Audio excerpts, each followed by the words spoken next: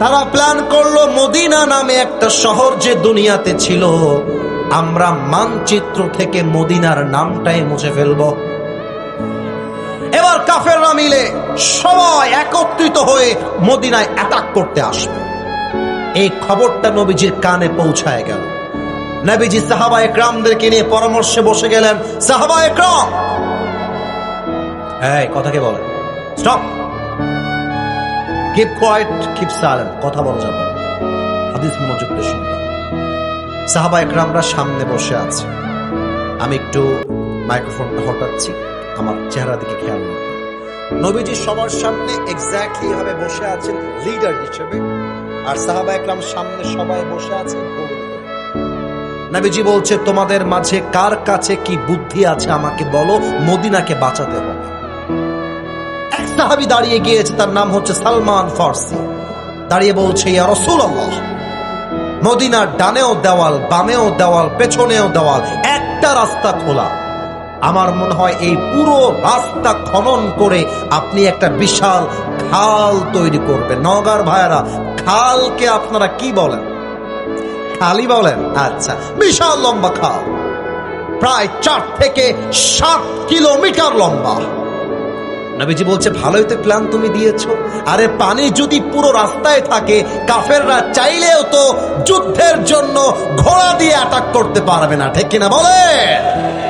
যেই প্ল্যান সেই কাজ। পুরো রাস্তা বিশাল লম্বা খাল খনন করা হলো। কাফেররা যুদ্ধের জন্য যখন আসলো, দেখছে পুরো রাস্তা পানি আর পানি, পানি আর পানি, পানি আর পানি। এক কাফের, নামটা আমি আগে বলবো, and then you have to repeat after me, এরপর আপনাদেরকে বলতে হবে, আর বলতে হলে শুনতে হবে।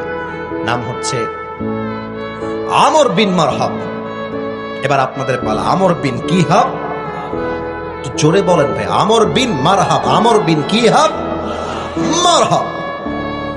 সে বলছে, এই পানি দিয়ে আমি আমর বিন মারহাবকে আটকে রাখা যাবে না, আমি সাঁতরে গিয়ে মদিনায় অ্যাটাক করব। লাফ দিয়েছে পানির ভেতরে, সাঁতরে সাঁতরে সাঁতরে সাঁতরে মদিনায় পৌঁছায় গিয়েছে। মদিনায় ঢুকে চিৎকার দিয়ে বলছে, এই মুসলমান কাপুরুষের বাচ্চারা, কে আছিস আমার সঙ্গে যুদ্ধ করবি? বুকের পাটা থাকলে আয় আমার সঙ্গে। এক চিৎকারে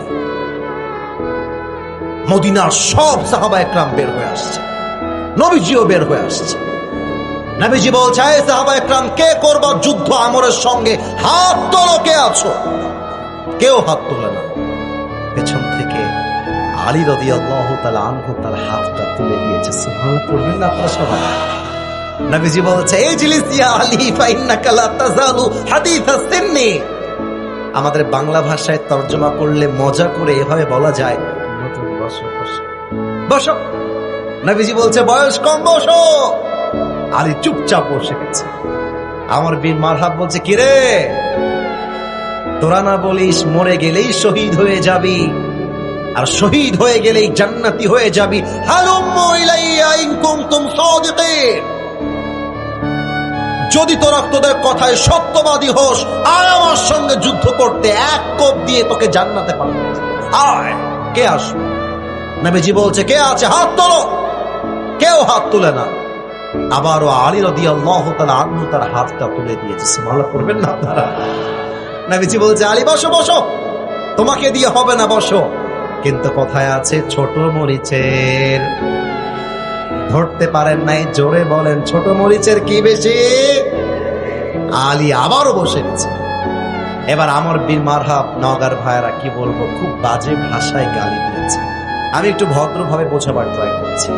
আমর বিন মারহাব বলছে, তোদের মাঝে কেউ যদি এক বাপের বেটা হয়ে থাকিস, এর দ্বারা কি বোঝায় আপনারা খুব ভালো করে বোঝেন।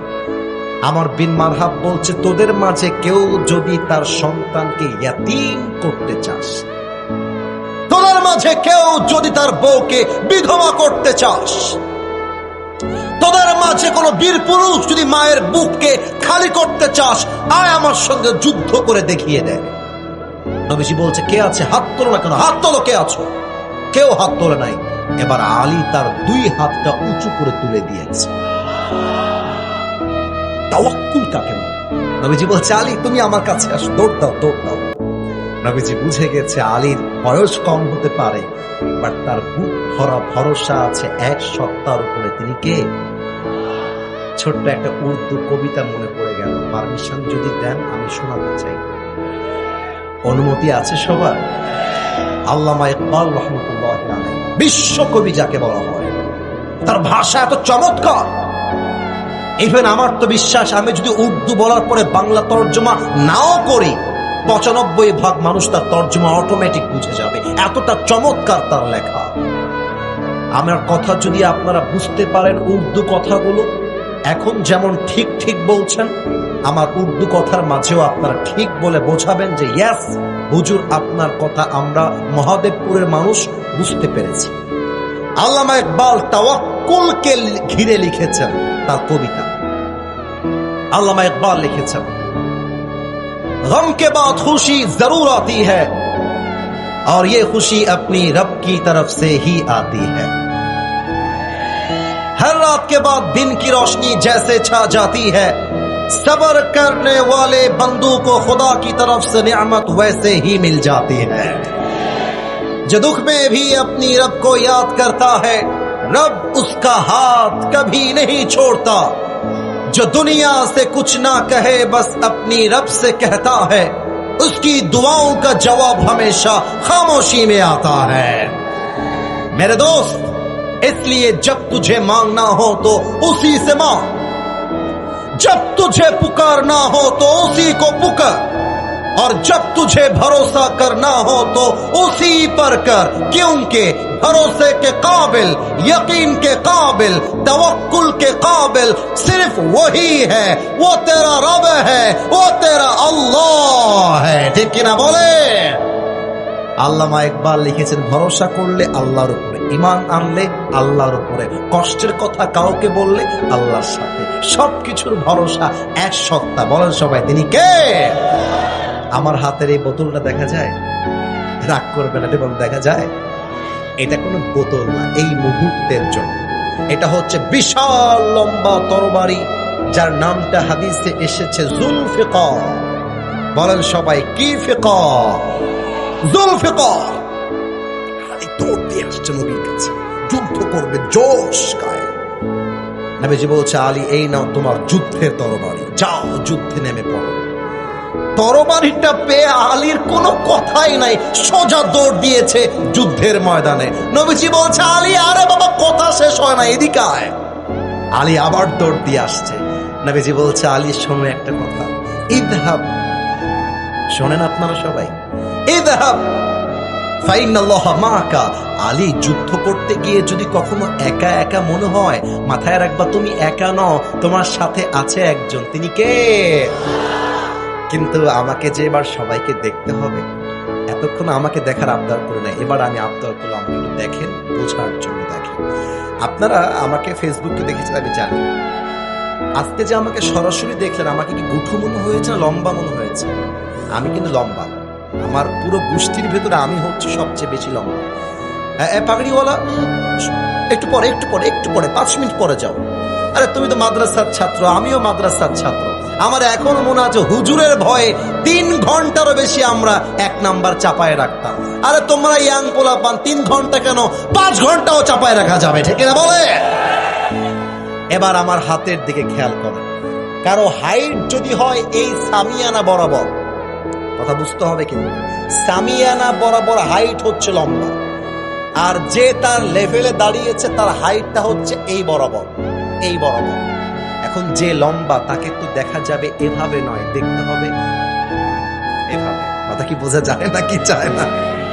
আর যে লম্বা সে যদি গুঠু লোককে দেখতে চায় এভাবে না। কথা ভুল বললাম না ঠিক বললাম? বলে আমর বিন মারহাব বিশাল লম্বা, আর আলী হাইটে ছোট, কিন্তু বুকের পাটা অনেক বড়। আলী এসেছে আমর বিন মারহাবের সামনে, একদম বুকের পাটা ফুলিয়ে দাঁড়িয়ে আছে, কিন্তু আমর বিন মারহাব টিটকারি মেরে বলছে, মান্নান তাইয়ুহাল গোলাম, এই বাবু তুমি কে গো? হ্যাঁ, টিটকারি মারছে, টিটকারি মেরে বোঝাচ্ছে তুই তো আমার কাছে কিছুই না রে বেটা, তুই কে রে? আলীকে বলতেছে। আলী রাগ কন্ট্রোল করে বলছে, আনাল্লাযী সাম্মাতনি উম্মি হায়দারা, আমাকে আমার মা নাম দিয়েছে হায়দারা। বলছে, আরে বেটা, ওইটা তো তোর উপনাম, ওইটা তোর উপাধি, আসল নাম কি তাই বল। আলী বলছে, ইসমি আলী, আমার নাম হলো আলী। আমর বিন মারহাব বলছে, আলী? আনতা আলী বিন আব্দুল মুত্তালিব, তোমার বাপ কি আব্দুল মুত্তালিব? আলী বলছে, লা, আনা আলী বিন আবি তালিব, আমার আব্বার নাম আবু তালিব, আব্দুল মুত্তালিব আমার দাদা হয়। বলছে, হায় হায় হায় হায়, তোমার বাবা আব্দুল মুত্তালিব নয়, আবু তালিব। আরে আবু তালিব তো আমার ভাই হয়, তুমি তোমার ভাতিজা হও, আমি তোমার চাচা। চাচা হয়ে ভাতিজার সঙ্গে যুদ্ধ করব? নো, এটা হয় না। তুমি তো বাচ্চা মানুষ, আর আমার একটা শান আছে, আমি বাচ্চার গায়ে হাত তুলি না। কথা কি বোঝা যায়? কথা বলে বোঝা যায়? আমার আব্বা জানের বয়স মনে করেন 30 বছর, একটা 7 বছরের বাচ্চা এসে বলছে, কে আসেন যুদ্ধ করতে, তো যার বয়স 30 বলবে, বাচ্চা, গুনবে না কেউ। তো আলী কেউ আমর বিন মারহাব গুনছে না। কিন্তু এবার আলী রাগ কন্ট্রোল করতে পারে না, রাগ হারায় ফেলছে। আলী বলছে, আরে বেটা, তুই বাচ্চা কাকে বলিস? একবার আয় যুদ্ধ করতে, এমন একটা কোপ মারবো তোর কল্লা জমিন থেকে 40 হাত দূরে গিয়ে পড়বে। আল্লাহু আকবার। এবার একটা প্রশ্ন করব, যদি আপনারা স্বৈরাচারের পক্ষের লোক না হন, জবান খুলে উত্তর দিবেন। বলেন তো, রংপুরে যে যুবকটা 5 আগস্টের আগে বুকে গুলি খেয়ে শহীদ হয়েছিল, ওই যুবকটার নাম কি? এত আস্তে বললেন কেন? বলেন সবাই, কি সাইদ? এই মুরব্বী, এই যুবক, এই আমার আব্বা জান, আমি আপনার রাখলাম উত্তরটা, জবান খুলে দেন। আমার আবু সাইদ ভাই কি কারো বুকে গুলি করেছিল সেই দিন? কারো পেটে গিয়ে চাকু ঢুকাইছিল আমার ভাই? আমার ভাই বলেছিল কোটার সংস্কার চাই, দ্যাটস ইট, কোটার সংস্কার চাই, এই তো কথা। আমার ভাই তো কাউকে গুলি করতে যায় না, কাউকে মারতে যায় নাই। তো আমার ভাইয়ের বুকে আপনারা গুলি করলেন কেন? কেন করলেন? তার মানে এটা প্রমাণ করে মুসলমান কাউকে আগ বাড়িয়ে মারতে চায় না, বাট যেই হাত মুসলমানের গায়ে হাত তোলে আগ বাড়িয়ে, ওই হাত মুসলমান ভেঙে গুড়িয়ে দেয়। এটার নামে তো ইসলাম। নগর ভাইরা ঠিক কিনা বলে?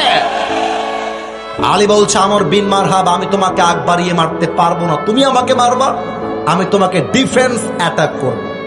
এই যুবক, তোমরা কি ডিফেন্স অ্যাটাক মানে বোঝো? মানে আপনি আমাকে মারলে আপনাকে আমি মারবো, আদারওয়াইজ আমি আপনাকে আগ বাড়িয়ে মারতে যাব না।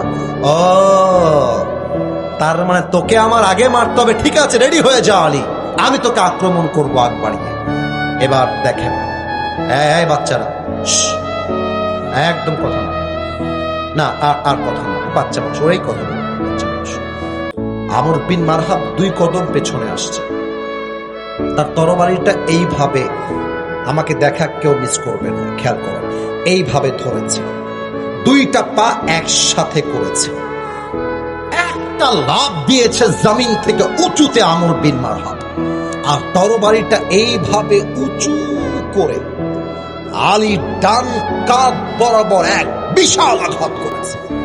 আর আলী তার জুলফিকারটা এভাবে তুলে ধরে আস্তে করে পড়তেছে, হাসবুনাল্লাহু ওয়া নি'মাল ওয়াকিল, নি'মাল মাওলা ওয়া নি'মান নাসির। যেই আঘাতে আলীর দেহটা 2 আটখান হয়ে যাবে, আলীর হৃদয়ে তাওয়াক্কুল থাকার জন্য ওই আঘাতটা তার জামা পর্যন্ত স্পর্শ করতে পারে না। এবার কিন্তু আমর বিন মারহাব থরথর করে কাঁপতেছে, হায় হায় হায়, এত জোরে মারলাম, একটা চুল পরিমাণ আঘাত লাগলো না, হাউ কাম ইট পসিবল, কেমনে সম্ভব? আমর বিন মারহাব কাঁপতেছে। এবার আলী বলছে, কি রে, কে ভাতিজা, কে চাচা? আমি তোর ভাতিজা, তাই না রে? আমাকে বলিস মান আনতা আইয়ুহাল গোলাম, আমি তোর গোলাম লাগি রে। এই বেটা, এবার তুই রেডি হয়ে যা। এবার আলী 2 কদম পেছনে এসেছে, 2 legs are attached together, 2টা পাকে একসাথে করেছে, নবীর দেওয়া তরবারি জুলফিকারটাকে এভাবে শার্ট করে ধরেছে, আর জমিন থেকে একটা লাফ দিয়েছে উঁচুতে। আর উপরে উঠে যখন হাতটা এভাবে ধরেছে, নারে তাকবীর, লিল্লাহি তাকবীর, আল্লাহু আকবার, চিৎকার দিয়ে তাকবীর পড়ে আমর বিন মারহাবের একদম দেহের মাঝ বরাবর আঘাত দিয়েছে। আমর বিন মারহাব তার ঢালটা এভাবে উঁচু করে ধরেছে, কিন্তু হাদিসে আসছে আলীর গায়ের জোর, আঘাত এতটা পাওয়ারফুল, এতটা শক্তিশালী ছিল, একটা কোপে আমর বিন মারহাবের ঢাল ভেঙে গেছে। ওই একটা কোপে আমর বিন মারহাবের পুরো দেহটা ফেড়ে দুই আধখান হয়ে জমিনে ছিটকে পড়ে গেছে। Could you imagine? কল্পনা করতে পারেন যে তাওয়াক্কুল কাকে বলে? এবার দুইটা দেহের দুই পা দুই দিকে পড়ে আছে। আমি মনে হয় বুঝাইতে পারি নাই।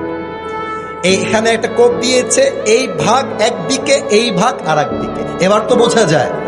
তো ডান ভাগ যে এইদিকে ছিটকে পড়ে গেছে, আলী তার জুতা দিয়ে লাথি মারতে মারতে মারতে মারতে দুইটাকে একসাথে করেছে, দুইটা বুককে মিলাই দিয়েছে। এবার বুকের উপরে পা তুলে দিয়েছে। বাঘের বেটা, বাঘের বাচ্চা পা তুলে দিয়ে বলছে, এই বেটা কাফের, কাইফা তুকাতিলুনি আনতা তা'বুদু হাজারান ওয়া আনা আবদু রাব্বি মুহাম্মদ। বেটা তুই আমাকে মারবি? তুই হলি পাথর পূজারী, তুই হলি মূর্তি পূজারী, আর আমি হলাম আমার রবের উপরে তাওয়াক্কুলকারী। আর আমার মতো তাওয়াক্কুলকারী বান্দাকে তোর মতো কাফের মারবে তো দূরের কথা, তুই তো আমার একটা বাঁকা চুলো সোজা করতে পারবি না। ঠিক কিনা বলে? যদি আল্লাহকে ভরসা করতে পারো, আল্লাহ একাই তোমার জন্য all the time he is enough. তিনি তোমার জন্য একাই যথেষ্ট হয়ে যাবে। সুবহানাল্লাহ পড়বেন না আপনারা সবাই? এবার সবাই মিলে দুই হাত তোলেন, সবাই দুই হাত তোলেন। মাশাআল্লাহ, I am so grateful for all the people. সত্যি আমি কৃতজ্ঞ, আমি সত্যি শুকরগুজার। আপনারা আজকে শেষ পর্যন্ত বসে প্রমাণ করেছেন নওগাঁর মানুষ কোরআনকে কলিজা দিয়ে ভালোবাসে। ঠিক কিনা বলে? আমার সাথে দুইটা ওয়াদা করতে হবে, আল্লাহর সাথে আমি শিখাই দেব। তো হাতটা বেশি উঁচু হবে না, আমার দিকে তাকান, এই যে এই বরাবর। আপনাদের হাত এভাবে রাখলে ব্যথা হয়ে যাবে, আর আপনাদের ব্যথা মানে তো আমারও ব্যথা লাগবে, কারণ আপনাকে আমি ভালোবাসি, তাই না ভাইজা? তাহলে হাতটা একটু খেয়াল করেন, এই যে এইভাবে, যেন ব্যথা না হয়ে যায়। সবাই মিলে একটা কাশি দেন, আহা। ওই যে ডানের ভাইয়েরা কাশি দেন, এটা জোরে আহা। আমি যা যা বলতে বলবো এক্সাক্ট তাই তাই আপনারা এখন বলবেন। বলেন সবাই আওয়াজ দিয়ে, আল্লাহ। এত আস্তে না ভাই, জোরে আল্লাহ। এবার একটু মায়া করে ডাকেন, বলেন ও আমার আল্লাহ, তোমার, একটু জোরে, তোমার শাহী দরবারে দিল থেকে তওবা করছি। আচ্ছা, আমি বলছি বিধায় আপনারা বলছেন তা যেন না, আপনারাই দিল থেকে বলবেন, যাতে করে আল্লাহ অ্যাকসেপ্ট করে ফেলে, আল্লাহ কবুল করে নেয়।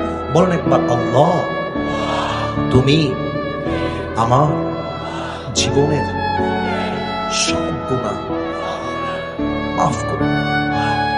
বলেন সবাই আওয়াজ দিয়ে, আমি। আর একবার বলেন, আমি। দুই নাম্বার ওয়াদা, বলেন আল্লাহ। যে যার মতো চিৎকার করবেন করেন, আল্লাহর সাথে কথা বলছি, এখানে পাগলামি হতেই পারে, নট আ বিগ ডিল।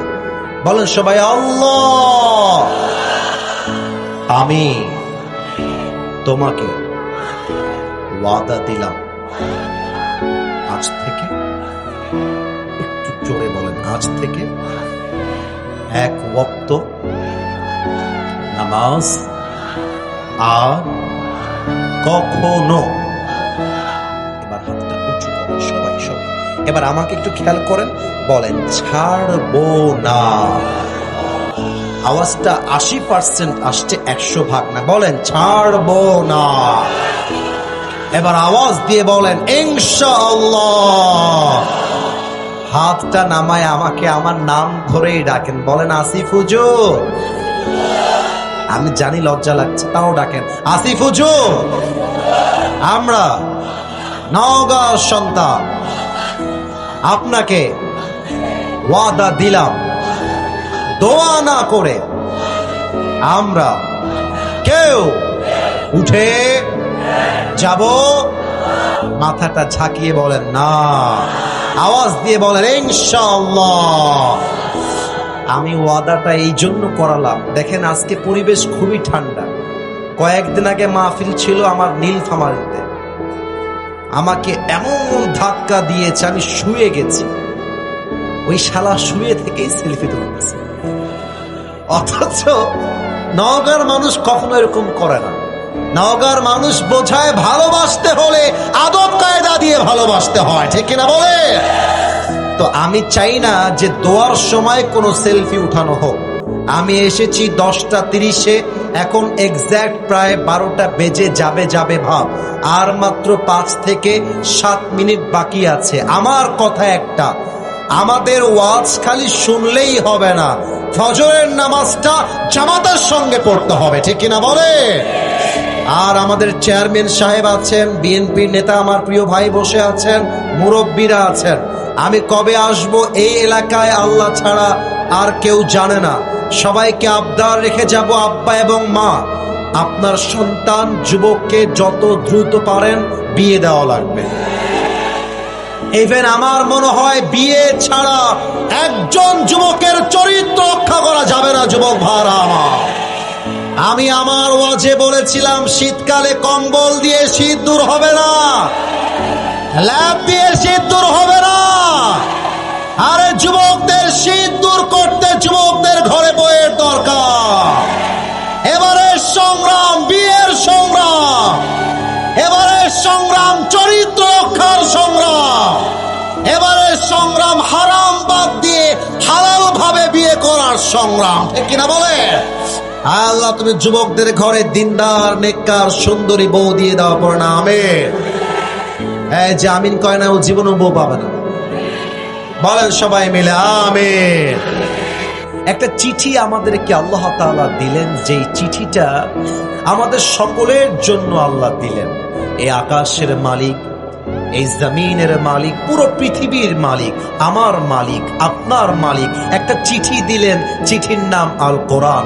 বয়স আপনার 20 হয়ে গেল, 25 হয়ে গেল, 50 হয়ে গেল, এই কোরআনে আল্লাহ কি বলেছেন, কি বুঝিয়েছেন, আর যদি কোরআনটা খুলে তর্জমা পড়ার সময়টা আপনার কাছে হলো না, ঠিক কিনা বলেন সবাই আপনারা? এই হচ্ছে আমাদের মুসলিম সমাজের বাস্তবতা। এখানে অনেক যুবক এমন বসে আছে, আমি জানি যুবকরা আমার অন্তত এই কথায় রাগ করবা, কিন্তু বিশ্বাস করো আমি তোমার শত্রু না, আমি তোমার বন্ধু। এখানে অনেক যুবক বসে আছে, আল্লাহু আকবার সূরা ফাতিহা পড়তেছে, গায়রিল মাগদুবি আলাইহিম ওয়ালাদ, এরপরে কি সূরা পড়বে মুখস্থ নাই, এখানেই বসে আছে। হয়তো একটা সূরা মুখস্থ আছে, 3টা নাই। ইভেন অনেক যুবক আছে নামাজ খালি শো অফ, আল্লাহু আকবার দেয়, কোথায় কি পড়তে হয় তাও জানে না, এখানেই বসে আছে। এখানে এমনও যুবক বসে আছে, ওই যুবকটা বেতেরের নামাজে কি পড়তে হয় তাও জানে না। এখানে এমনও লোক বসে আছে, তাকে যদি বলা হয় তোমার বাবা মারা গেছে, আগামীকাল জোহরের পর জানাজা তোমাকে পড়াতে হবে, দেখবেন ভয়ে থরথর করে কাঁপবে, জানে না তো। জানাজার নামাজে কি দোয়া পড়তে হয় জানে না তো। আচ্ছা, অনেকে বলে যে এখানে আমার বিএনপির ভাইরা আছেন, জামাতের ভাইরা আছেন, সবাইকে আমি কলিজা দিয়ে সম্মান করি। কিছু লোক আছে দেখবেন বলবে যে হুজুর কোরআন আলাদা, রাষ্ট্র আলাদা, কোরআন আলাদা, রাজনীতি আলাদা, কোরআন আলাদা, পার্লামেন্ট আলাদা। এরকম লোক বাংলাদেশে আছে না? এই যে সব ভয়ে পাগলা হয়ে গেছে। আরে ভয় কিসের মিয়া? এরকম লোক বাংলাদেশে আছে না? কন্যা আপনার আছে না মিয়া? মাথায় রাখবেন, যারা আল্লাহর কোরআনকে মানতে চায় না তারাই মূলত বাংলাদেশে রাজনীতির নামে দুর্নীতি করতে চায়, ঠিক কিনা? তো এই কোরআনে আল্লাহ তাআলা সবকিছু যে বলে দিয়েছেন তার প্রমাণ আজকে পাই টু পাই, একের পর এক, একের পর এক, একের পর এক প্রমাণ দিয়ে বোঝাতে চাই। কিন্তু আপনাদের উত্তর চাই, আপনারা কি বুঝতে চান নাকি চান না?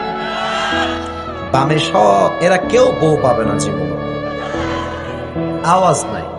আচ্ছা, আর একবার বলেন সবাই, আমরা সবাই বুঝতে চাই নাকি চাই না? আচ্ছা, তাহলে আমরা এখন কোরআনের সাথে আলোচনা করতে চাই। বলেন সবাই, কার সাথে আলোচনা হবে? কোরআনের সাথে। আমরা কোরআনের সাথে আজকে ডিসকাশন করব, প্রশ্ন উত্তর হবে আজকে কোরআনের সাথে। এটা তাকবীর দেন মাথা ঠান্ডা করে, লিল্লাহি তাকবীর।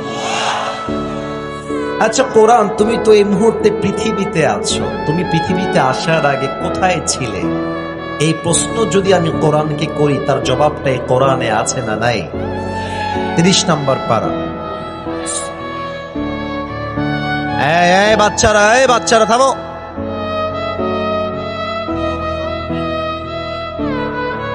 মাশাআল্লাহ, আপনারা আদব বজায় রাখেন। আমি আবারও বলছি, মিডিয়াতে রেকর্ড হচ্ছে। সুনামি ঝড় হয়ে যাক, কিয়ামত হয়ে যাক, আমার মন থাকবে একমাত্র তাফসীরের ভেতরে, ঠিক কিনা বলেন? আল্লাহ রাব্বুল আলামিন বলছেন, নওগাঁবাসী কান খাড়া করবেন, কলিজা অন্তরাত্মা অ্যাক্টিভ থাকতে হবে। আল্লাহ রাব্বুল আলামিন বলছেন, বাল হুয়া কুরআনুম মাজিদুম ফি লাওহিম Mahfuz. Rather, it's a glorious Quran preserved in tablets. আল্লাহ তাআলা বলছেন, এই কোরআনটাকে আমি পৃথিবীতে নাজিল করার পূর্বে আরশে আজিমে, আমার লৌহে মাহফুজে সংরক্ষিত ফলকে লিখিত রেখে দিয়েছিলাম। তাও তো সুবহানাল্লাহ কইতে পারলেন না আপনারা? ও আচ্ছা, তার মানে তুমি পৃথিবীতে আসার আগে লৌহে মাহফুজে ছিলে। আচ্ছা ঠিক আছে, প্রথম প্রশ্ন করলাম, উত্তরও পেয়ে গেলাম। আচ্ছা কোরআন, তুমি আমাকে বলো তো, তোমাকে পৃথিবীতে নাজিল কে করেছেন, তার জবাবটা আমাকে দাও। কোরআন কি বলছে খেয়াল করেন। কোরআন বলছে, তানজিলাম মিম্মান খালাকাল আরদা ওয়াস সামাওয়াতিল উলা। This Quran has been sent down by him who has created the heavens and earth. এই কোরআনটা নাজিল করেছেন তিনি, যিনি পুরো আকাশ এবং জমিনকে সৃষ্টি করেছেন। বলেন তো, আকাশ এবং জমিনের স্রষ্টা এক রব, তিনি কে? আল্লাহ আমার রব। লজ্জা পাইলেন কেন? গান না, আল্লাহ আমার রব। দমে দমে তনু মনে তারি অনুভব, তোমার দুনিয়াতে আমি যেদিকে তাকাই, অথই নিয়ামতে ডুবে আছি সবাই। পাখপাখালির কণ্ঠে শুনি তাসবিহ কল রব, তাসবিহ কল রব, আল্লাহ আমার রব। দমে দমে তনু মনে তারি অনুভব, রবকে। তার মানে আল্লাহ রাব্বুল আলামিন তোমাকে নাজিল করেছে, তাও উত্তর পেয়ে গেলাম। এবার কোরআন, তোমার কাছে আমার 3 নাম্বার প্রশ্ন হলো, তুমি কার উপরে নাজিল হয়েছ? উত্তর দাও। কোরআন বলছে, ওয়া আমিনু বিমা নুজিলা আলা Muhammad. Believe in whatever Allah subhanahu wa ta'ala has sent to his last messenger Muhammad sallallahu alayhi wa sallam. ঈমান আনো সেই বাণীর উপরে, যে বাণীকে আল্লাহ তাআলা তোমাদের সর্বশেষ নবী মুহাম্মদুর রাসূলুল্লাহ সাল্লাল্লাহু আলাইহি ওয়াসাল্লামের উপরে নাজিল করেছেন। তাও তো সুবহানাল্লাহ কইতে পারলেন না আপনারা? ও আচ্ছা, তার মানে তুমি আমার নবীর উপরে নাজিল হয়েছ। আচ্ছা কোরআন, এবার আমাকে বলো তো, তুমি যেই দিন পৃথিবীতে এসেছিলে ওইটা কোন মাসে ছিল? আমাকে জবাব দাও। কোরআন তার জবাব দিচ্ছে, শাহরু রমাদান আল্লাযী উনজিলা ফীহিল কুরআন। আমি হলাম সেই কোরআন, যে কোরআনকে আল্লাহ তাআলা পবিত্র রমজান মাসে নাজিল করেছে। সুবহানাল্লাহ পড়বেন না আপনারা? ও আচ্ছা, রমজান মাসে এসেছো, পবিত্র মাস তো, মাশাআল্লাহ। তবে তুমি কখন আসলা? দিনে আসলা না রাতে আসলা? তারও জবাব আছে, ইন্না আনজালনাহু ফি লাইলাতিল, করতে পারলেন না আপনারা? ও আচ্ছা আচ্ছা, তার মানে তুমি রাতের বেলায় এসেছো। আমি যদি কোনো যুবককে এখানে দাঁড় করাই দেই, আচ্ছা দাঁড় করাই দিচ্ছি, বাবু তুমি দাঁড়াও তো, কলিজা, এই যে বাবু, হ্যাঁ এই যেভাবে দাঁড়ায় আছো, হ্যাঁ দাঁড়াও, তুমি দাঁড়াও, হ্যাঁ হ্যাঁ হ্যাঁ, আমার বাবুকে দেখা যায়? আমি কোরআন থেকে তাফসীর করার জন্যই ওকে দাঁড় করিয়েছি। তোমার নাম কি কলিজা? মাশাআল্লাহ। তোমার বাড়ি কি এখানে আশেপাশে বাড়ি? তোমার বাড়ি কোথায়? আচ্ছা, আমি শুধু ওকে একটা প্রশ্ন করবো, দেখবেন কত সুন্দর করে উত্তর দেয়। তুমি এই মাহফিলে কিসের জন্য এসেছো বলো তো? বলো বলো, হ্যাঁ বলো। পারবে পারবে, ভয় পাচ্ছে, বাচ্চা মানুষ না, তাই একটু ভয় পাচ্ছে। এই মাহফিলে এসেছো একমাত্র ওয়াজ শোনার জন্য, তাই না বাবু? আবার বলো, কিসের জন্য এসেছো? ওয়াজ শোনার জন্য এসেছে। এখন বসে পড়ো। আমি যদি কোনো যুবককে দাঁড় করায় বলে, এই তুমি কেন এসেছো, বলছো হুজুর আমি জানি না কেন এসেছি, ওকে দেখবেন আর বন্দুক কানের নিচে লাগাবে, ধর বেটা তুই কেন এসেছিস তুই জানিস না? তার মানে কি, আপনি যেখানেই যান আপনার একটা মিশন থাকে, আপনার একটা উদ্দেশ্য থাকে, একটা মিশন নিয়ে আপনি যান। ব্যাংকে গেছেন, ব্যাংকে স্যার বলছে এই আপনি কেন এসেছেন ব্যাংকে, কি করতে পারি আপনার জন্য বলেন তো? আপনি বলবেন যে স্যার আমি তো জানি না আমি কেন এসেছি। বলবে এই বের হও, গেট আউট ফ্রম হিয়ার, বের হও, কেন এসেছো তুমি জানো না?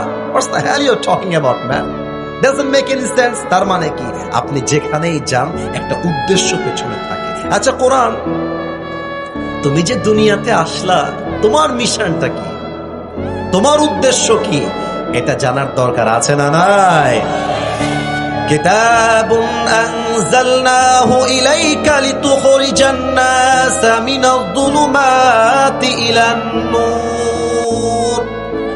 I have sent this Quran to lead the mankind out of darkness into the light. কি সুন্দর উদ্দেশ্য। আমি যখন বাংলা তর্জমা করে দিব, সুবহানাল্লাহর আওয়াজ যেন আমি আস্তে শুনতে না পাই। আল্লাহ বলছেন আমি এই কোরআনটা দিয়েছি একটাই উদ্দেশ্য, যাতে করে আমার নবী জাহান্নামী মানুষগুলোকে জান্নাতি মানুষ বানাতে পারে। কি সুন্দর কথা। আমি যদি আপনাদের পকেটে হাত রাখি, সবার গিয়ে গিয়ে হয়ে যাবে পকেটে পকেটে পকেটে হাত। দেখবেন কারো আইফোন বের হবে, কারো নোকিয়া বের হবে, কারো রিয়েলমি বের হবে, কারো ওপ্পো বের হবে। এক একজনের ফোন এক এক রকম। কথা কি ভুল বললাম না ঠিক বললাম বলেন সবাই? আচ্ছা কারো যদি আইফোন পাওয়া যায়, যে পকেট থেকে বের করলাম আইফোন বের হয়েছে, এই যুবক ছেলে তুমি আইফোন ইউজ করো কেন? সে বলবে হুজুর আইফোনটা খুব স্মুথলি ইউজ করা যায়, অ্যান্ড্রয়েডটা মাঝে মাঝে স্লো মারে, বাট আইফোনটা স্লো মারে না। আরেকজন যুবককে দেখলাম রিয়েলমি ইউজ করছে। কিরে বাবা তোর রিয়েলমি কেন? বলছে হুজুর গেম খেলাটা ভালো হয়। কিরে বাবা তোর ফোনটা ওপ্পো কেন? বলছে হুজুর পানিতে পড়ে গেলে এটা ভেজে না, এটা বেঁচে থাকে, মরে যায় না, এটা ভেঙে যায় না, খুব হার্ডি ফোন। তার মানে যে কোনো জিনিস মানতে গেলে, আনতে গেলে, ব্যবহার করতে গেলে একটা লাভ থাকে, মানুষ লাভ লস হিসাব করে। আচ্ছা কোরআন তোমাকে যদি আমি মানি, আমার সমাজে, রাষ্ট্রে, জীবনে আমার লাভটা কি? আমাকে লাভটা বলো, লাভ বলো, কি লাভ? কোরআন বলছে ফামান তাবিআ হুদায়া ফালা খাউফুন আলাইহিম ওয়ালা হুম ইয়াহজানুন। আমাকে যদি তুমি মানতে পারো, তোমার জীবনের টেনশন তথা দুশ্চিন্তা বলতে আর কিছুই থাকবে না। এই ডানে আওয়াজ আছে, বামে একদমই নাই, সব মরা লোক বসে আছে। আচ্ছা আর একবার পরের সবাই মিলে সুবহানাল্লাহ।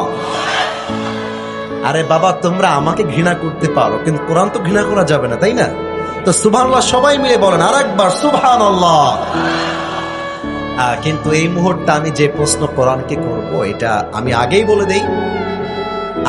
দেই, এটা সবার গায়ে ভালো লাগবে না, এটা অনেকের গায়ে আগুন জ্বলতে পারে, এটা আমি আগের থেকে ডিক্লেয়ার দিলাম। আর একটা কথা ডিক্লেয়ার দিয়েই দেই, আমি কিন্তু কোনো অহংকারী ব্যক্তি নই, কিন্তু যদি কেউ কোরআনের মাহফিলে আমাকে বাধা দেয়, কসম খোদার আমার মতো খারাপ আর কেউ হবে না। এটা আমার ব্যক্তিত্ব। আমি জানি না আপনারা আমাকে চেনেন কিনা, বাট আমার কোনো একটা মাহফিলে কোনো একজন নেতা বাধা দিয়েছিল, আপনারা কেউ দেখেন নাই মনে হয়, দেখেছেন সবাই মিলে আপনারা? আমি ওই মাহফিলে জাস্ট একটা কথাই বলেছি, আমার ভাইজান সবাই, দে আর অল রেসপেক্টেড পিপল, সবাইকে আমি সম্মান করি, কিন্তু আমি একজন মুসলমান, এটা আমার প্রথম পরিচয়। আমি জামাত ইসলাম করতে পারি, এটা আমার প্রথম পরিচয় নয়। আমি বিএনপি করতে পারি, এটা আমার প্রথম পরিচয় নয়। আমি এনসিপি করতে পারি, that is not my first identity, এটা আমার আসল পরিচয় নয়। আরে আমার আসল পরিচয়, আমি মুসলমান ঘরের সন্তান, নগর ভাইরা। আমি আমার মাহফিলে জাস্ট একটা কথাই বলেছিলাম, আগামীর পার্লামেন্ট চলবে মানুষের বানানো আইন দিয়ে নয়, আগামীর পার্লামেন্ট চলবে ব্রিটিশ কোনো আইন দিয়ে নয়, আর আগামীতে আল্লাহর জমিনে পার্লামেন্ট চলবে আল্লাহর কোরআনের সংবিধান দিয়ে। আমাকে বাধা দেওয়া হলো, থাক তাকবীর দেওয়া লাগবে না, আমাকে বাধা দেওয়া হলো যে না, কোরআন দিয়ে পার্লামেন্ট চলবে, কোরআনের সবকিছু নাই। নাউজুবিল্লাহ বলবেন না আপনারা সবাই? আজকে আমাদের চেয়ারম্যান সাহেব আছেন, আমাদের বিএনপির নেতা আছেন, অনেক যুবকরা আছেন, মুরব্বীরা আছেন। আমি সবাইকে একটা ইমানের প্রশ্ন করতে চাই। যদি কেউ রাগ করে বুঝবেন সে নামে মুসলমান, কাজে মুসলমান হতে পারে না। আচ্ছা, পুরো দেশটা চলবে আল্লাহর আইন দিয়ে, এটা কি আমরা চাই নাকি চাই না? আচ্ছা কোরআন, তুমি আমার কত পার্লামেন্ট যদি আল কোরআন দিয়ে চলতে হয়, তুমি আমাদের পার্লামেন্টে প্রথমে কোন কোন আইনগুলো পাশ করবা জানার দরকার আছে না? দরকার নাই, আপনাদের আওয়াজ নাই, দূর কই আসলাম, জানা আছে না? আছে না? হ্যাঁ, কোরআন এখন আমাদেরকে পার্লামেন্ট কেমন করে চলবে তা শেখাচ্ছে। শুনতে মনে চায় না কি চায় না? তাকবীর দেন, নারে তাকবীর। কোরআন বলছে 1 নাম্বার আয়াত, ইন্নাল্লাহা ইয়া'মুরুকুম আন তুআদ্দুল আমানাতি ইলা আহলিহা ওয়া ইযা হাকামতুম বাইনান নাসি আন তাহকুমু বিল আদল। কোরআন বলছে 1 নাম্বার আইন হবে, যে যার যোগ্য তাকে সেটা ফিরিয়ে দাও। এর অর্থ হলো, আমি নিতে গেলাম চাকরি, আমাকে বলতেছে তোমার মামা খালু আছে কিনা। মামা খালুর দিন শেষ, যোগ্যতার বাংলাদেশ। আমি এইটার যোগ্য, আমাকে এইটা দেওয়া লাগবে। এই পদ পাওয়ার জন্য নেতার পা ধরতে হবে, চামচামি করতে হবে, এটার নাম আল্লাহর কোরআনের রাজনীতি হতে পারে না।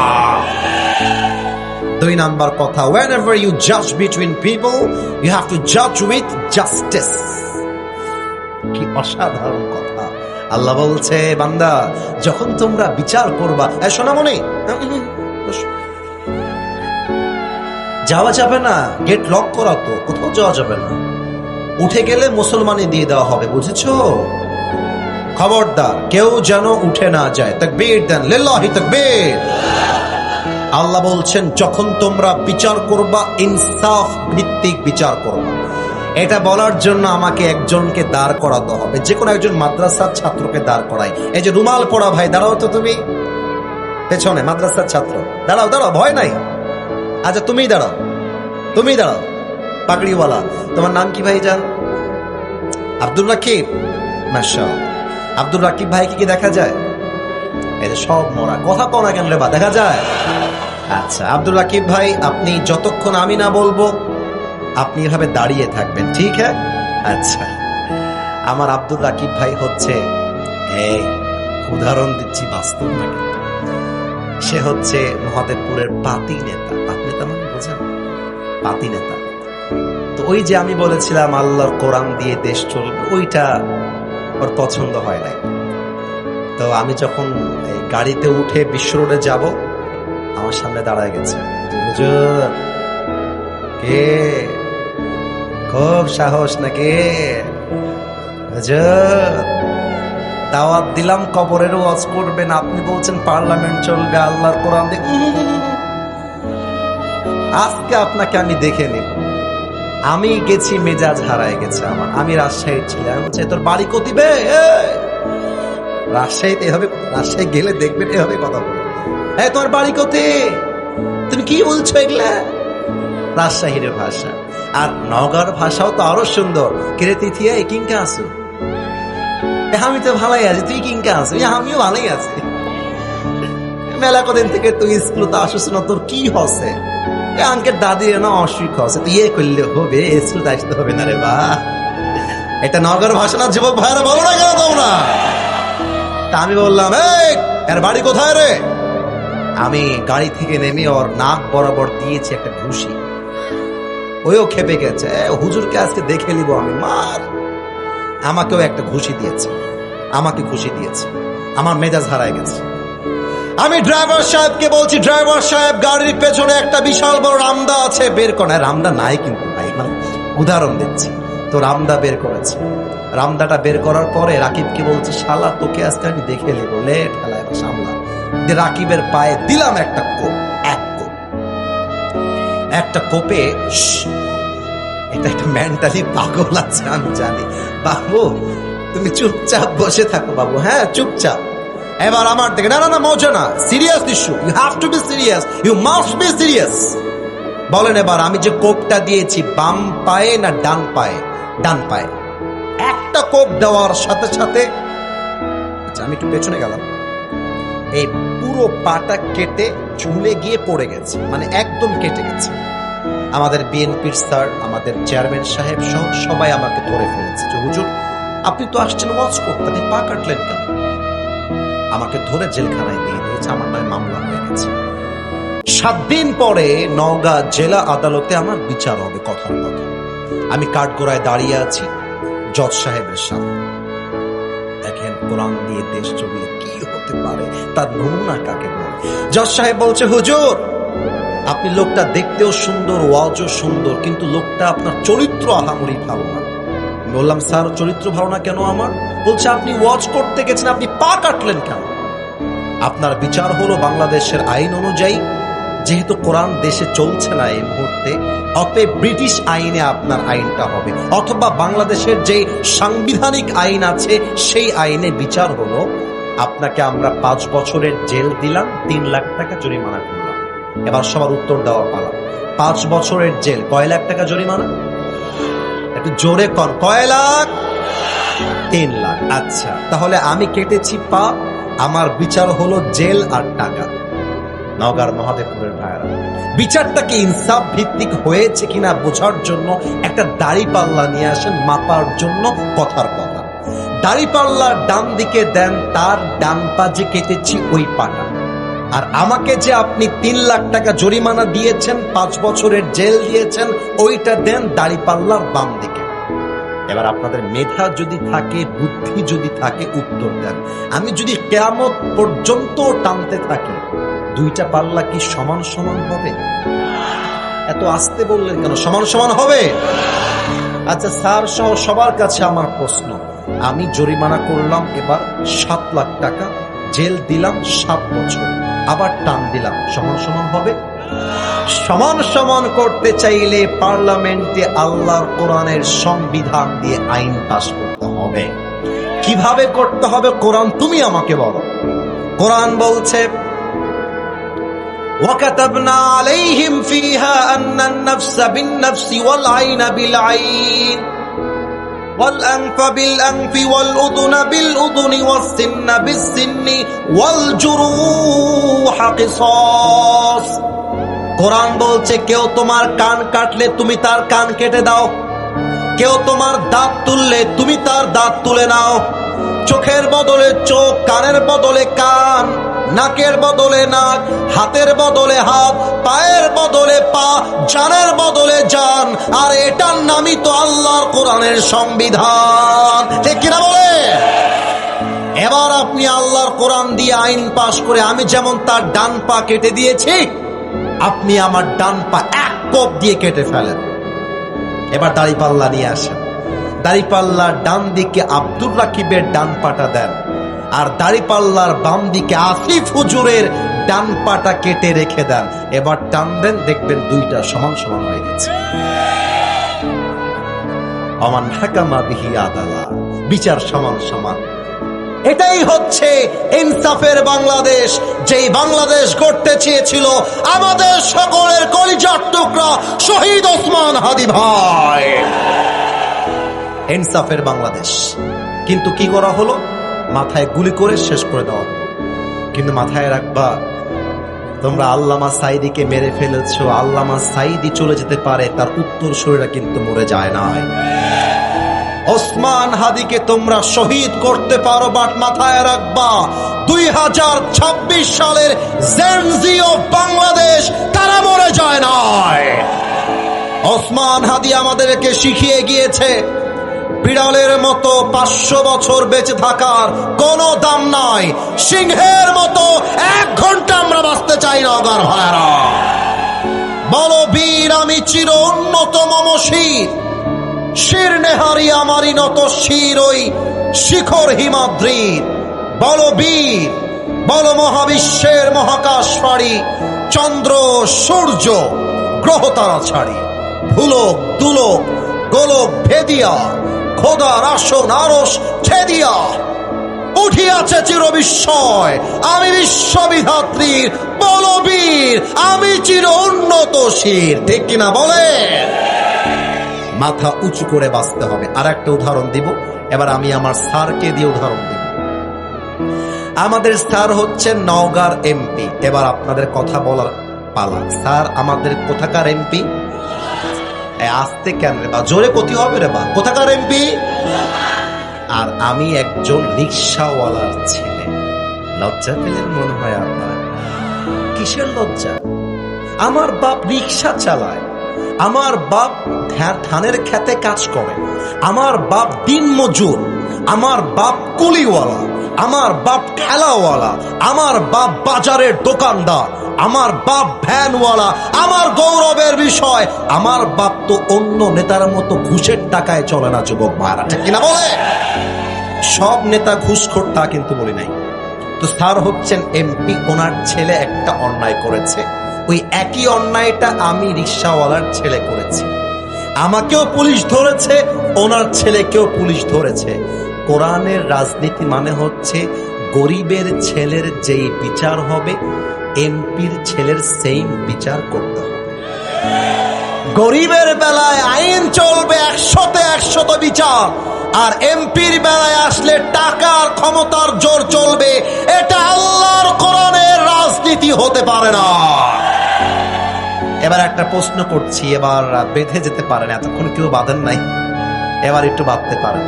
বলেন তো, আমার নবীজির যেই পুত্র সন্তান দুনিয়াতে এসেছে তথা ছেলে সন্তান, বাঁধবেন না বলে আমার বিশ্বাস। দুনিয়াতে নবীজির কোন ছেলে সন্তান কেউ কি বেঁচে ছিল? উত্তর কিন্তু সঠিক, কিন্তু ভয় পেয়েছেন তাই আওয়াজটা কম আসছে। আর একবার, নবীজির কোন ছেলে সন্তান দুনিয়াতে বেঁচে ছিল? ছিল না। তবে নবী বেঁচে ছিল না মানে হচ্ছে আসছে কিন্তু থাকতে পারে নাই, বিদায় নিয়েছে। কিন্তু নবীজির যেই মেয়েগুলো দুনিয়াতে এসেছে, একটু বুঝে উত্তর দিবেন। নবীজি একজন মেয়েকে খুব ভালোবাসতেন, খুব আদর করতেন, খুব মায়া করতেন। ওই মেয়েটার নাম কি মা? মাশাআল্লাহ, রাইট আনসার। আরেকবার, কি মা? রাদিয়াল্লাহু তাআলা আনহা। কোরআন বলছে, তোমরা যদি রাষ্ট্রে ইনসাফ কায়েম করতে চাও, অনেক বাধা আসবে, গুলি আসবে, জেল আসবে, জুলুম আসবে, হতাশ হয়ো না। ওমান ইয়াতাওয়াক্কাল আলাল্লাহি ফাহুয়া হাসবুহ। Whoever trusts in Allah subhanahu wa ta'ala, Allah is sufficient for him. আল্লাহ বলছে, যেই বান্দা যুদ্ধে, বিপদে, আপদে, কষ্টে, দুঃখে আমি আল্লাহকে ভরসা করতে পারে, আমি আল্লাহ একাই তার জন্য যথেষ্ট হয়ে যাই। সুবহানাল্লাহ। তার প্রমাণটা দিব, তারপরে দোয়া হয়ে যাবে। বলেন তো, ফাতেমা যে পুরুষকে বিয়ে করেছিলেন, মাশাআল্লাহ, আলী রাদিয়াল্লাহু তাআলা আনহু। এবার সবাই মিলে বলতে হবে। বলেন তো, ফাতেমা যে বীর বাহাদুরকে বিয়ে করেছিলেন, সে বীর বাহাদুরের নাম কি ছিল? আলী রাদিয়াল্লাহু তাআলা আনহু। এবার আমার দুই হাতের দিকে সবাই তাকাবে, হাত তুলতে হবে না, কাউকে হাত তুলতে হবে না। একটু আমাকে উত্তর দিলে ভালো হয়। আমার এই দুই হাত কি দেখা যায়? ভাই আসতে বলবে কেন, জোরে বলো, দেখা যায়? এই দুইটা হাত যে আমি তুলেছি, আমি হাত যেদিক যেদিক ইঙ্গিত করব, আপনাদের চোখ ওই দিক যাবে। এই মুহূর্তে আমি অনেক আয়াত এই পর্যন্ত তেলাওয়াত করেছি, আপনারা সাক্ষী। কিন্তু আমি এখন একটা হাদিস এই মুহূর্তে, right now, at this moment, এখন আমার ডান হাতটা খেয়াল করবেন। ডান দিকে একবার তাকান তো। এখানে যুবকদেরকে দিয়ে একটা দেয়াল আছে না নাই? এটা দেয়াল না আমি জানি, বাট আমি এটার নাম দিলাম ডান দেয়াল। এবার বলেন কি দেয়াল? এবার একটু বাম হাতের দিকে তাকান। এই পাশে একটা সামিয়ানার পর্দা দিয়ে বেড়া আছে না? কথা বলেন, আছে না? এটা হচ্ছে বাম দেয়াল। Look at my back side, পেছনে তাকান। এখানে কিন্তু পোস্টার, ব্যানার দিয়ে বিশাল লম্বা একটা দেয়াল আছে, আছে না নাই? দেয়াল পেলাম তিনটা, ডান দেয়াল, বাম দেয়াল, পেছন দেয়াল। এবার আসেন হাদিসে, let's come to the main point. Medina আমাদের নবীর শহর, এমন এক শহর যে শহরের ডানে দেয়াল, বামে দেয়াল, পেছনে দেয়াল। কেউ যদি মদিনায় আসতে চায় রাস্তা একটা খোলা, বাদ বাকি সব বন্ধ। উহুদের যুদ্ধের পরে, বদরের যুদ্ধের পরে আল্লাহ তাআলা মুসলমানদেরকে এমন এক বিজয় দিলেন, পুরো বিশ্বে কালেমার পতাকা উড়ে যাবে এমন একটা বিজয়ী ভাব চলে আসলো। আল্লাহু আকবার। আমার কি মনে হয় জানেন, আগামীতে ইসলামের পতাকা জাস্ট বাংলাদেশের সংসদে নয়, আগামীতে কালেমার পতাকা আমেরিকার হোয়াইট হাউসেও পৌঁছায় যাবে, ঠিক কিনা বলে? কোনো একদিন এদেশের আকাশে কালেমার পতাকা দুলবে, সেদিন সবাই খোদাই বিধান পে দুঃখ বেদনা ভুলবে, ঠিক কিনা বলে? সেদিন আর রবে না হাহাকার, অন্যায় জুলুম অবিচার, থাকবে না অনাচার দুর্নীতি কদাচার, থাকবে না অনাচার দুর্নীতি কদাচার, সকলেই শান্তিতে থাকবে, সেদিন সবাই খোদাই বিধান পে দুঃখ বেদনা ভুলবে। জাস্ট একটা লাইন, মাদ্রাসার ছাত্র, কলেজের ছাত্র, স্কুল, মুরব্বী সবাই মিলে জাস্ট একটা লাইন আমার সাথে গাইবেন, যতটুকু আপনি পারেন সবাই মিলে। কোনো একদিন এদেশের আকাশে কালেমার পতাকা দুলবে, সেদিন সবাই খোদাই বিধান পে দুঃখ বেদনা ভুলবে, ঠিক কিনা বলে? এবার কাফেররা প্ল্যান শুরু করলো, মুসলমানদেরকে আমরা সবাইকে মেরে ফেলবো, এবং কাফেররা প্ল্যান করলো স্বয়ং নবীজিকেও আমরা হত্যা করব। নাউজুবিল্লাহ তো করতে পারলেন না। কাফেররা মিলে 3 নাম্বার প্ল্যান করলো, খুব মনোযোগ বাড়ায় দেন। শেষ হাদিস, ওয়াজের শেষাংশ, প্রবাদ বাক্য আছে, শেষ ভালো যার সব ভালো। আচ্ছা, এখানে কয়েকটা প্রশ্ন আসছে, অনুমতি পাওয়া যাবে? না না, আপনারা 1.5 ঘন্টা ওয়াজ করছি, বিরক্ত হয়ে গেছেন, বাদ দেন। আচ্ছা, আমি ভোট করি, ভোট হবে, ভোট ভোট। দোয়া না প্রশ্ন? আরো জোরে, দোয়া না উত্তর? আপনারা সবাই শিওর শিওর শিওর? আচ্ছা, আমার উত্তর দেওয়ার সময় কেউ যদি উঠে যায় এট দ্য সেম টাইম আমি দোয়া করব, কিন্তু কেউ যদি না উঠে, আমার ওয়াদা, I will try my best to answer of all these questions. আমি চেষ্টা করব উত্তর দেওয়ার জন্য। সবাই তাকবীর দেন, নারে তাকবীর, লিল্লাহি তাকবীর। আচ্ছা, 2-1টা প্রশ্ন করার জন্য আমি আপনার চেষ্টা করছি, তবে হ্যাঁ খেয়াল রাখবেন আমরা যেন আমাদের তাফসীর মাহফিলের আদবগুলো হারিয়ে না ফেলি। আমি 1 থেকে 3 গুনছি, জাস্ট প্রশ্ন উত্তরের জন্য নিজেকে প্রস্তুত করবেন, পরিবেশটা আমাকে দিবেন। 1, এই বাচ্চারা, 2, 3। আচ্ছা, এখানে অনেক রকম প্রশ্ন আসছে, আমি পড়ার চেষ্টা করছি। আসসালামু আলাইকুম হুজুর। ওয়ালাইকুম আসসালাম। লাভ ম্যারেজ করে বিয়ে করা যাবে কিনা? আচ্ছা, না, হুদাই ঠিক, প্রশ্ন আগে বুঝলোই না, উত্তর দেওয়া লাগবে তো রে বাবা, উত্তর আগে দেই। আচ্ছা, এটা খুব গুরুত্বপূর্ণ প্রশ্ন একদিকে, এই জন্য অনেকে ভাবে যে বিয়ের আগে প্রেম করবো, আরে বিয়ে করলে তো হালাল হয়ে গেল, সমস্যা কোথায়? তো বিয়ের আগে ইচ্ছা মতো খারাপ কাজ করে, অন্যায় কাজ করে। আমি বলবো যে বিয়ের উদ্দেশ্যে প্রেম করা আর কুরবানির জন্য গরু চুরি করা দুইটাই সেম সেম। বুঝলে বুঝপাতা, না বুঝলে আচ্ছা, কেউ যদি কুরবানির জন্য আর একজনের গরুকে চুরি করে আনে, খুব সওয়াব হবে নাকি? এখন তুমি যে বলতেছো হুজুর প্রেম করছি, কি করার হুজুর, বাপ তো মানবে না তাই প্রেম করছি। আরে বেটা, বাপ মানবে না মানে তোমার ভেতরে যোগ্যতা নাই, তাই তোমার বাপ মানতে চায় না। আমি এটা তিতা কথা বললাম, বাট বাস্তব বললাম। আরে আমার ছেলে যদি বলে আব্বা আমি তো অন্তত পক্ষে 10,000 টাকা কামাই করি, আব্বা আমি বিয়ে করে বউ চালাতে পারবো, ডাল ভাত খেয়ে থাকতে পারবো, আমি বলবো আব্বা তুই বিয়ে কর, আমি তোর সঙ্গে আছি।